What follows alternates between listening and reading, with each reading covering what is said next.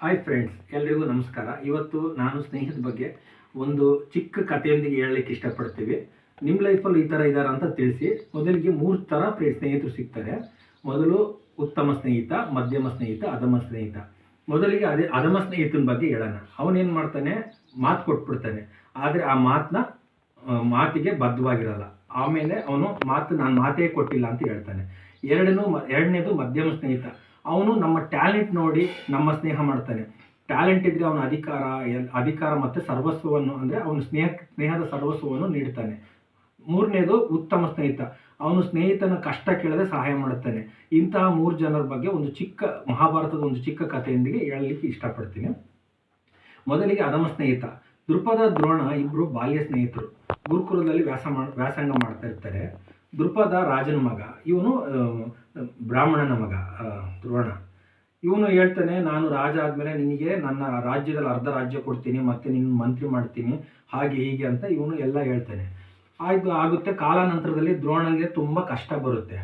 ಆವಾಗ ದ್ರೋಣ ಏನು ಮಾಡ್ತಾನೆ, ಮಡದಿ ಮತ್ತು ಮಗನ ಕರ್ಕೊಂಡು ದೃಪದನ ಬಳಿ ಹೋಗ್ತಾನೆ. ನನ್ನ ಸ್ನೇಹಿತ ತುಂಬ ಶ್ರೀಮಂತ ಆಗಿದ್ದಾನೆ, ಅವ್ನು ನಮಗೆ ಸಹಾಯ ಮಾಡ್ತಾನೆ, ಅವ್ನು ರಾಜ, ಅವ್ನು ನಮಗೆ ತುಂಬ ಸಹಾಯ ಮಾಡ್ತಾನೆ ಅಂತ ಕರ್ಕೊಂಡು ಹೋಗ್ತಾನೆ. ಕರ್ಕೊಂಡು ಹೋದಾಗ ದೃಪದ ದ್ರೋಣನ್ ಮಾತಾಡ್ಸೋದು ಇಲ್ಲ, ಅವ್ನು ಮಾತಾಡಿಸ್ತಾಲೆ ನೀನು ಯಾರು ಅನ್ನೋದೇ ಗೊತ್ತಿಲ್ಲ ಅಂತ ಹೇಳಿ ತುಂಬ ಅವಮಾನ ಮಾಡಿ ಕಳಿಸ್ತಾನೆ.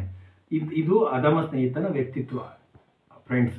ಎರಡನೇದು ಮಧ್ಯಮ ಸ್ನೇಹಿತ.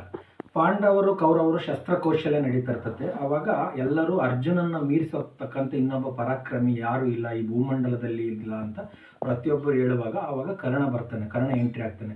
ಇಲ್ಲ, ಅರ್ಜುನನಷ್ಟೇ ಪರಾಕ್ರಮಿ ನಾನು ಇದ್ದೀನಿ ಅಂತ ಅವನು ತನ್ನ ಕೌಶಲ್ಯವನ್ನು ತೋರಿಸ್ತಾನೆ. ಆ ಕೌಶಲ್ಯವನ್ನು ತೋರಿಸಿದಾಗ ದುರ್ಯೋಧನ ಅದಕ್ಕೆ ಮಾರಿ ಹೋಗ್ಬಿಟ್ಟು ಅವರೆಲ್ಲ ಅವನ್ನ ಮುದ್ರಿಸ್ತಿರುವಾಗ ಅವನು ತನ್ನ ಅಂಗರಾಜ್ಯವನ್ನೇ ಕರ್ಣನಿಗೆ ನೀಡ್ತಾನೆ. ಅದು ಸ್ನೇಹ. ಅವನು ಟ್ಯಾಲೆಂಟ್ ನೋಡ್ಬಿಟ್ಟು ಅವನು ಕರ್ಣನು ತುಂಬ ಸ್ನೇಹ ಮಾಡ್ತಾನೆ. ಇದು ಮಧ್ಯಮ ಸ್ನೇಹಿತನ ವ್ಯಕ್ತಿತ್ವ. ಇನ್ನು ಮೂರನೇದು ಕೃಷ್ಣ ಮತ್ತು ಸುಧಾಮ ಬಾಲ್ಯದ ಸ್ನೇಹಿತರು. ಕಾಲಾನಂತರ ಹೆಂಡತಿ ಮಾತು ಕೇಳಿಕೊಂಡು ಸುಧಾಮ ಕೃಷ್ಣನ ಬಳಿ ಬರ್ತಾನೆ ತನ್ನ ಕಷ್ಟ ಪರಿಹರಿಸ್ಕೊಳ್ಳೋಕ್ಕೆ.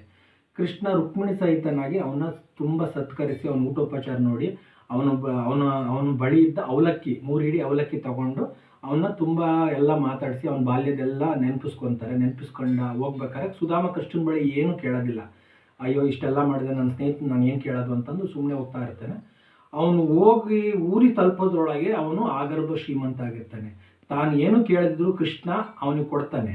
ಇದು ಉತ್ತಮ ಸ್ನೇಹಿತನ ಲಕ್ಷಣ. ನಿಮ್ಮದ್ರಲ್ಲೂ ಈ ಥರ ಸ್ನೇಹಿತರಿದ್ದರೆ ದಯವಿಟ್ಟು ಟ್ಯಾಗ್ ಮಾಡಿ. ಮತ್ತು ಇನ್ನೂ ಉತ್ತಮವಾದ ಕಥೆಗಳು ಬೇಕು ಅಂದರೆ ನಮ್ಮ ಚಾನಲ್ಗೆ ಸಬ್ಸ್ಕ್ರೈಬ್ ಮಾಡಿ. ಹರೇ ಕೃಷ್ಣ.